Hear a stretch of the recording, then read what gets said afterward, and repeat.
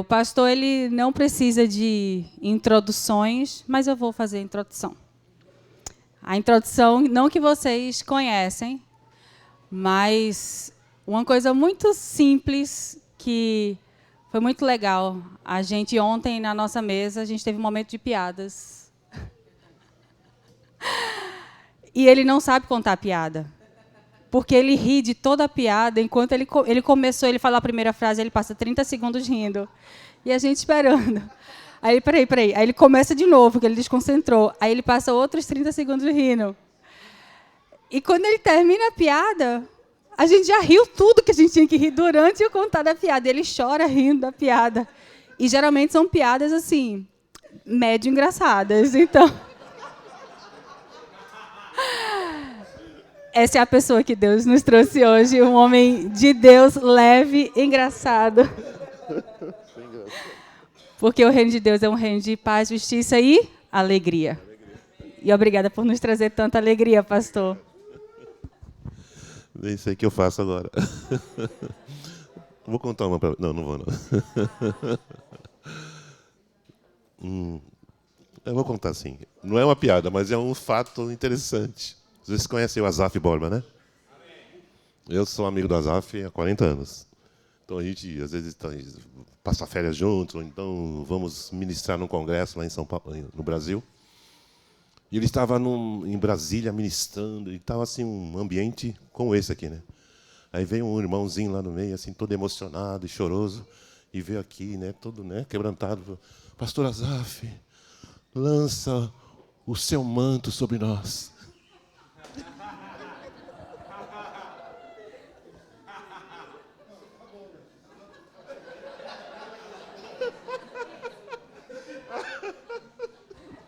O Azaf, né, quem conhece ele?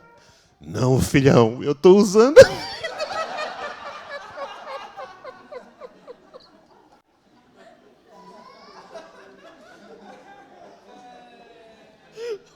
Eu estou usando ainda, não vou lançar muito nenhum. Vocês precisam conhecer o Azaf, ele é uma benção. Ai, meu Deus, nunca esqueci essa história. Bom, vou tentar compartilhar a palavra agora. Mas ontem, obrigado, querida. Ontem à noite, lá no Longueira, nós meditamos sobre um texto maravilhoso de Provérbios 1, 23, na versão corrigida. Fala, o Senhor dizendo, né? Convertei-vos pela minha repreensão. Eis que abundantemente derramarei sobre vós o meu espírito e vos farei saber as minhas palavras. Então, são 3 situações aí muito distintas e poderosas, e reais, tangíveis, palpáveis, né? Deus está dizendo, Deus está nos convocando para uma conversão. E a conversão é para Ele. Conversão a Ele, a pessoa dele. Se a gente fosse fazer uma aplicação diferente do que está lá em Gênesis, capítulo 1, façamos o homem nossa imagem e semelhança. Se eu fosse usar essa ideia, por exemplo, façamos o homem a imagem e semelhança do pecado. Não foi isso que Deus pensou. O pecado entrou no mundo por um descuido do homem. Se atreveu a comer do fruto da árvore que Deus havia proibido que ele comesse. Mas o plano original é conforme a nossa imagem e a nossa semelhança. Será que a gente consegue entender a profundidade disso?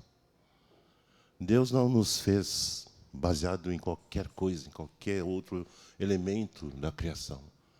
Ele nos fez baseados nele. Isso tem uma força, meus queridos. Isso tem um peso e uma responsabilidade. Eu não posso viver do jeito que eu quiser viver.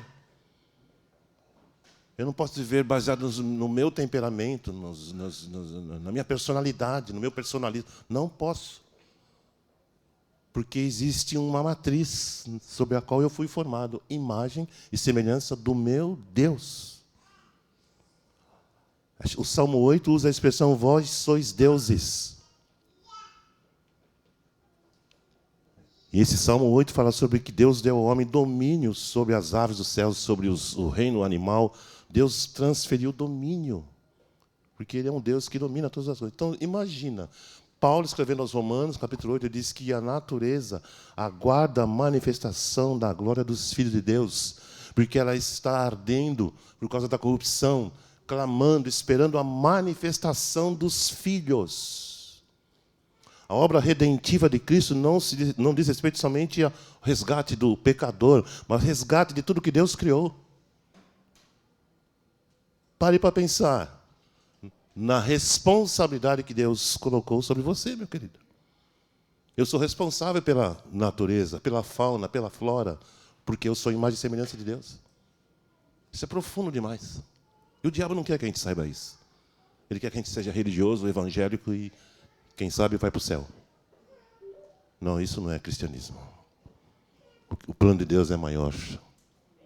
Amém? Então, isso aqui foi só uma introduçãozinha. Uma outra coisa, uma outra dica importante que eu quero dar para vocês. Quantos de vocês são pais aqui?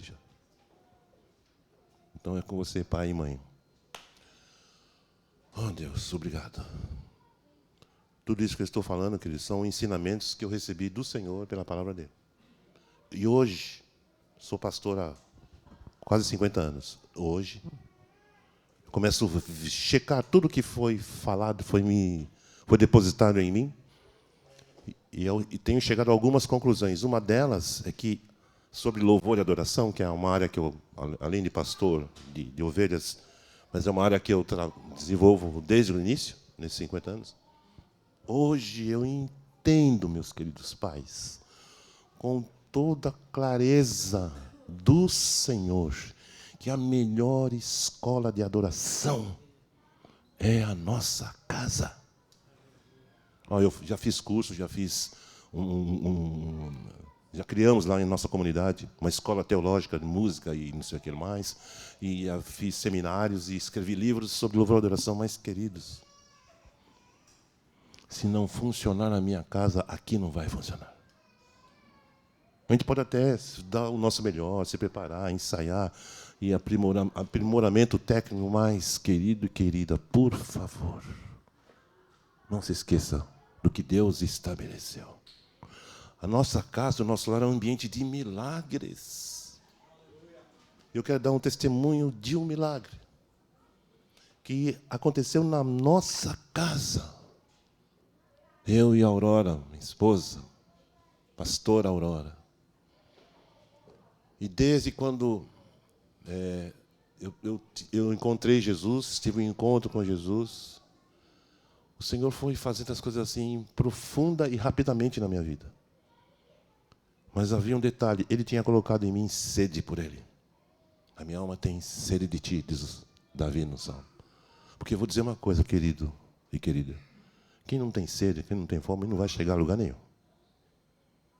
Pode até ter atividade na comunidade, mas não vai experimentar a manifestação de Deus e ser transformado num canal de expressão da glória dEle. Eu costumo dizer que meu chamado é ser espelho. Qual é o seu ministério? Espelho. Mas que ministério esquisito é esse, né, mano? Não vou dar risada, tá? Não é piada, não, é verdade. Eu estou me baseando no ensino de Paulo em 2 Coríntios 3,18, que ele diz: todos nós, com o rosto descoberto, refletindo como um espelho a glória do Senhor, somos transformados de glória em glória, em glória, em glória. Quando você se coloca diante do espelho, quem que você vê? Você vê você. Mas em Cristo, quando eu me coloco diante do espelho, eu estou vendo o reflexo da glória do meu Deus e meu Pai. Porque é para isso que nós somos chamados. Você e eu, como igreja, fomos chamados para refletirmos a glória do Senhor onde quer que estejamos, a começar da nossa casa. Então, você quer garantir o futuro dos seus filhos? Comece a adorar a Deus com Ele, na sua casa com eles. Não importa se você não é músico, não é cantor, não é questão de habilidade nesse sentido, é questão de conexão, de cumprir o projeto criacional. Eu fui feito à imagem e semelhança dEle. Não sou um cristão, não sou um crente, não sou um evangélico, não sou um pastor. Eu sou mais do que isso. Nós somos mais do que isso.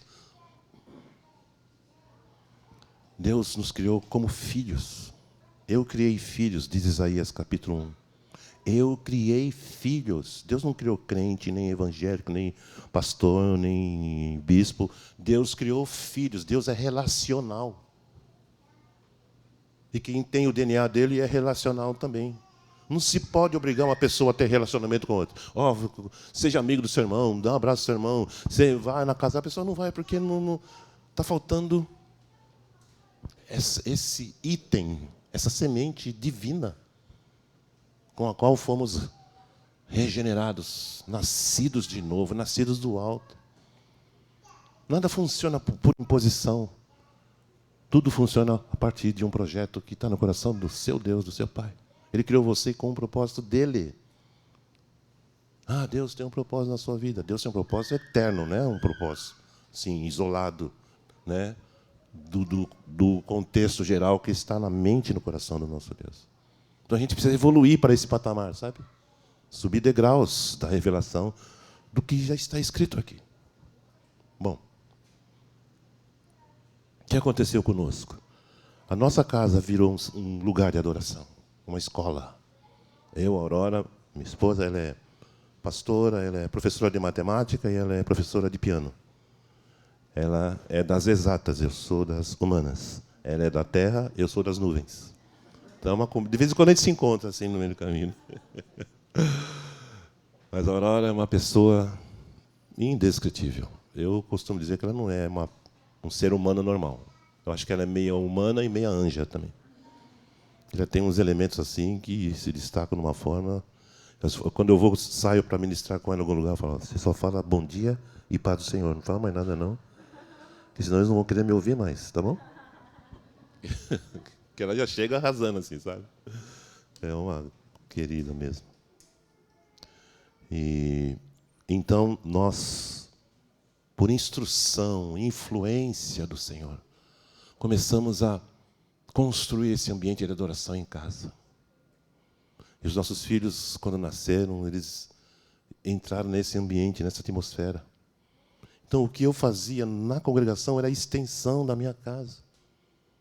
Vou dizer para você, meu querido, para mim não tem diferença entre ministrar aqui e ministrar lá no meu cenáculo. Quer saber? Vou falar um negócio aqui meio legal, mais ou menos, mano. Lá acho que é melhor. Eu, a Bíblia, o violão e o Senhor. Porque ele não tem hora marcada, não tem liturgia, não tem. E lá o céu desce. Sua casa é um pedacinho do céu. O que diz o Salmo 118? Na casa do justo, a voz de júbilo e salvação. Na casa do justo. Daí a importância da igreja nos lares, porque é um lugar do céu ali.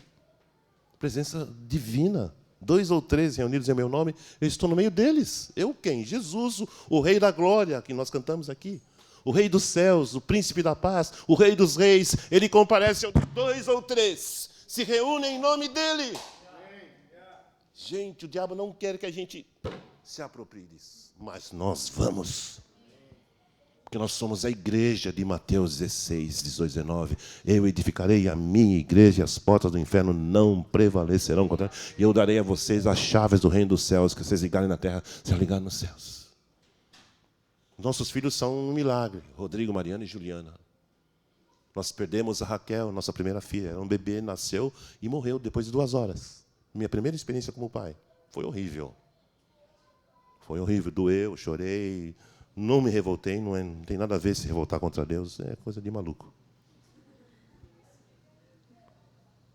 Mas nós nos dobramos diante do Senhor. O médico falou: aconselho vocês não tentarem gravidez de novo, porque pode acontecer outra vez. Eu falei: aí ele acabou com a alegria.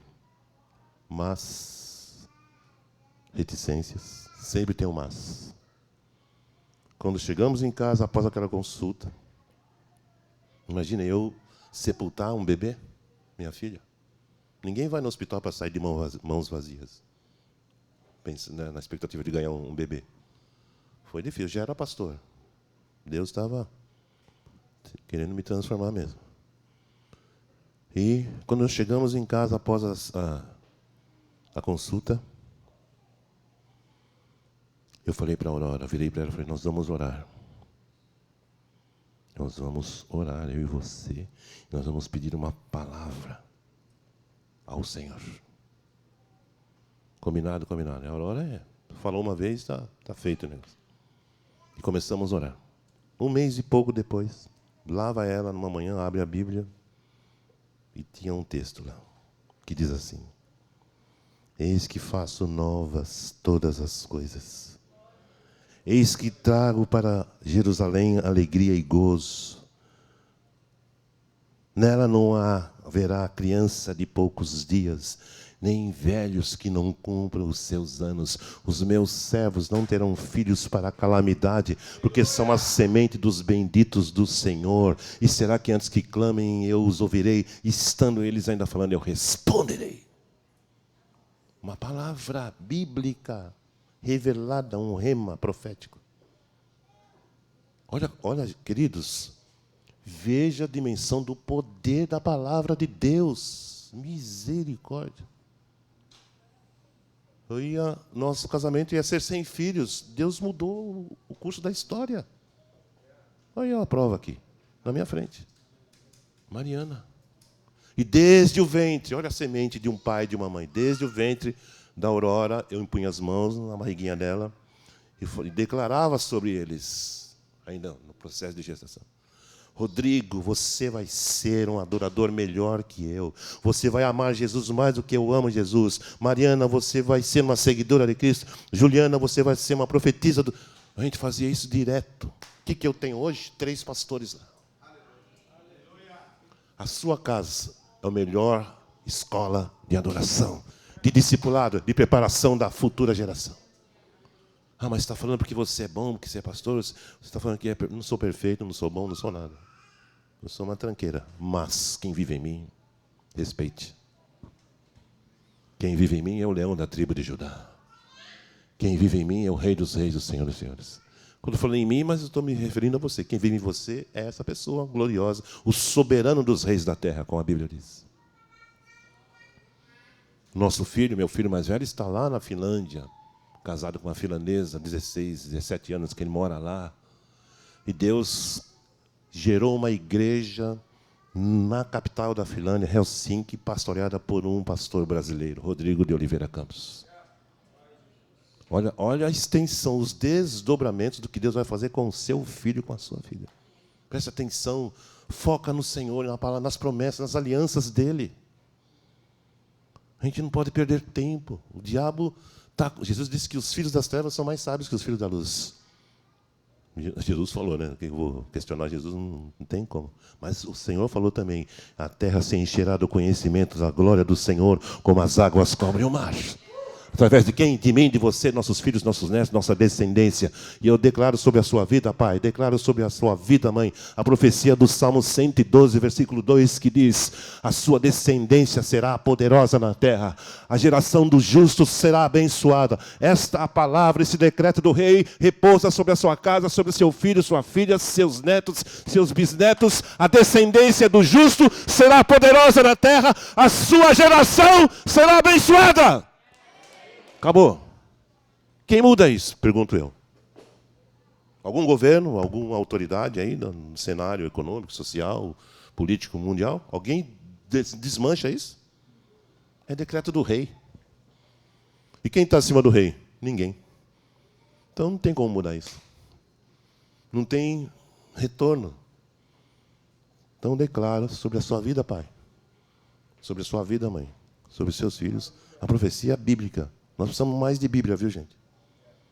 Não, eu vou ler a Bíblia. Não é só ler. Tem que casar com a Bíblia.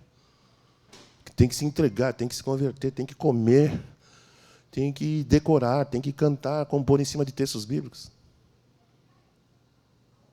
Inclusive, uma séria advertência em Amós 8:11, profecia. E o Senhor dizendo, virão dias que enviarei fome sobre a terra. Não fome de pão, nem sede de água, mas de ouvirem as palavras do Senhor e não acharão. Então, por favor, se poupe a sua família. Encha-se da palavra. Colossenses 3,16, Paulo diz, a palavra de Cristo habite ricamente em vós. Falando entre vós com salmos, hinos e cânticos espirituais. Nós temos e podemos ser, Deus nos criou para sermos pessoas cheias da palavra dele. Cheios de Deus, cheios da palavra, cheios do Espírito Santo, cheios de amor. Está tudo no pacote. Está consumado, foi feita uma obra perfeita na cruz. Eu vou concluir aqui, pedindo que você coloque os seus olhos sobre esta figura que eu estou colocando aqui. A minha Bíblia. Olhe. Foque nisso aqui. Sabe o que o Senhor me ensinou nesses dias? Sobre esse livro? Que o melhor livro da Bíblia é a Bíblia. Por quê? Porque a Bíblia está dividida entre duas partes. O Velho Pacto e o Novo Pacto. O Velho Testamento e o Novo Testamento. A Velha Aliança e a Nova Aliança. Isso aqui, meu querido, é o fio condutor de tudo, de todo o processo de Deus. Eu vou falar sobre finanças. Tem que estar apoiado nisso aqui.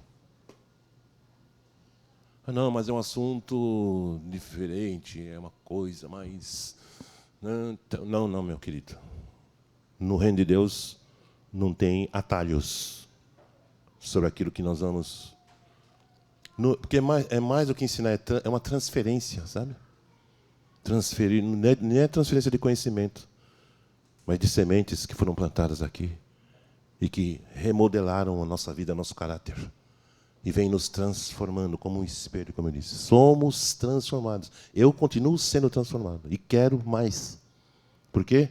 Porque eu fui chamado para ser espelho, para refletir a glória do meu Pai. Eu vou ensinar isso para os meus filhos, para os meus netos. Do dia, os meus netos, são 5 netos, né? 3 lá da Finlândia e 2 aqui do Brasil. E eles acordaram, dormiram lá, acordaram, e já foram fazendo... Eu chamei eles, vamos conversar para mim. Toda vez que vocês acordarem, falem bom dia para o vovô e para a vovó. Toda vez que vocês acordarem, bom dia, dá um abraço. Os pais ensinam isso, eu sei que eles fazem isso. Mas só que os pais não estavam lá, então eles foram na vibe deles. Mas eu, né, não sou bobo nem nada, falei, ok, vamos fazer ter uma comunhãozinha aqui, uma koinonia. Pedrinho tem 3 anos, a Alice fez 6. Cada vez, olhando nos olhos, que vocês acordarem, falem bom. E depois primeiro escova o dente, depois fala bom dia, vovô, para vovó, beleza? Dá um beijo aqui. Pronto, não sei, uma sementinha. E vou repetir. Que um dos melhores métodos de ensino é a repetição. Paulo que fala isso em Filipenses. Não me canso de dizer as mesmas coisas, porque é segurança para vós. A Bíblia é uma bênção. A Bíblia é um canal uma fonte de sabedoria, de instrução e de verdades. Que a gente pode praticar, colocar em prática, experimentar e enraiza em nós. Aí você faz meio que no automático, porque o princípio já está plantado dentro de você. E então imagina só o poder da palavra. Deus fez essa promessa para mim e para a Aurora. Nasceram os 3 filhos. Os 3 estão casados, né? Rodrigo é pai de 3, a Juliana é pai de um casalzinho, e a Mariana vai ter uns 10, mais ou menos. Receba, tá vendo, filha? Pode ser assim, organicamente, filhos espirituais, né, etc., agregados, etc. Mas, então, a nova aliança e a velha aliança. Esse é o coração da Bíblia. E o assunto mais importante da Bíblia, na minha forma de entender, é Jesus. Porque Deus elegeu Jesus como protagonista da velha e da nova aliança. O evangelista Lucas, falando de Jesus, ele diz: ele cumpriu a lei de Moisés, ele cumpriu os salmos, ele cumpriu os profetas. Jesus cumpriu todo o Velho Testamento, toda a velha aliança. E agora ele vem e instaura uma nova aliança no meu sangue. Ele não entrou no santuário oferecendo sangue de bodes, de touros, mas o seu próprio sangue. Com uma única oferta aperfeiçoou para sempre os que são santificados. Hebreus 10:14. Gente, que linda essa aliança. Deus respeita a aliança dele. Agora, se eu não conheço nada dessa aliança de Deus, o que eu estou fazendo aqui? Quem sou eu na fila do pão? Nova aliança. A velha aliança é importante como a nova. A nova, se foi estabelecida, se considera... Porque a velha aliança ela foi mais direcionada ao povo de Israel. Se bem que muito do que se ensina nos Salmos, nos Provérbios, são princípios válidos para todas as nações, e pagãos, e gentios, que seja. É para todo mundo.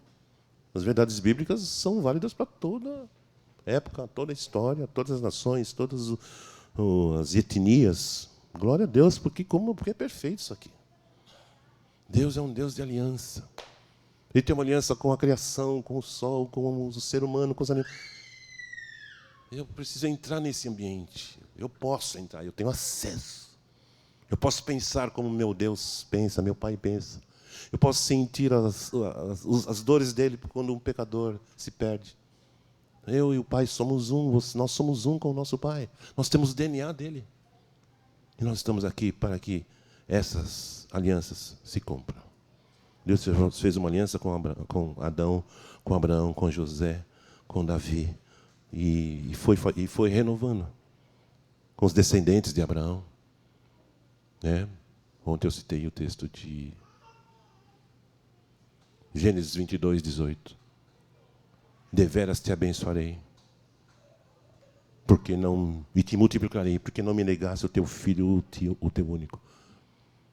E a tua semente, na tua semente, Abraão, serão abençoadas todas as famílias da terra. Olha, Deus estabelecendo uma aliança com Abraão ali, naquele momento, que ele foi sacrificar Isaac. Deus falou, não faça isso, porque agora eu sei que você me teme, porque não me negaste o teu filho, o teu único. Deveras te abençoarei, a tua descendência possuirá a porta dos teus inimigos, Israel, e na tua semente serão abençoadas todas as famílias da terra. O evangelho chegou na minha casa, por causa dessa aliança de Deus.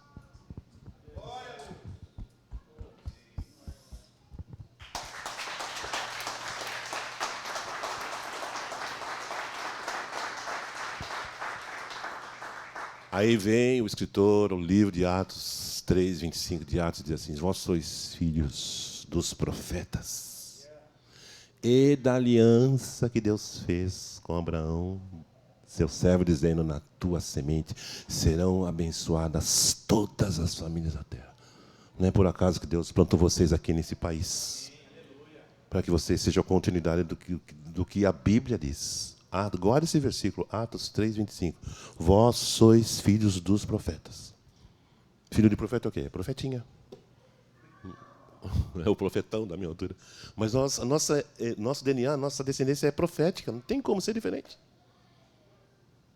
Mesmo que você não use assim, diz o Senhor, que nem precisa, né? Quem é profeta não precisa de apresentação. Então é isso, acabou. Deus abençoe. A Mariana já está olhando brava para mim ali, então eu vou embora.